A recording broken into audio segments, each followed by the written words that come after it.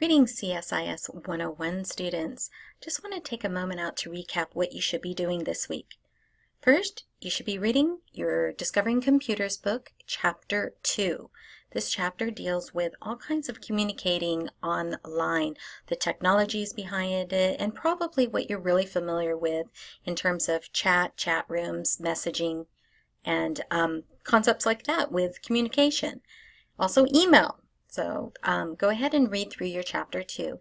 At the end of this week, you will need to complete your Chapter 2 test. It is due Sunday at 11:59 p.m. Now, a couple of you jumped in early. Perfect. Kudos for working ahead. But because there was a problem, Bill and I had to delete your score. For whatever reason, the test was only displaying one question.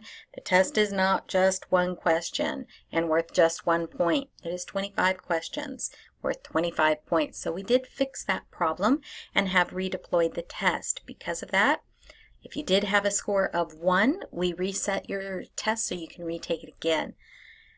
The second thing you should be working on is your web browser project. This again is due on Sunday. If you have any questions about any of the instructions regarding this project, please contact either Bill or me. We'll be happy to help you through. And then lastly, if you haven't already posted to the discussion board your reaction to software problems, then get in there, hurry up and get that done by Sunday. You'll need to post this week your original post, and then next week you'll be posting to your fellow classmates.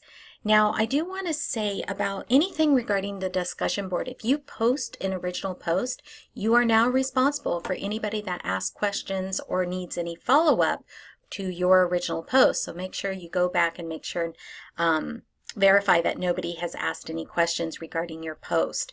It's very, very important that you manage your original post. With that said, I do want to point out 3 folks' posts that were really excellent. Bill and I really said, wow, they did a good job here.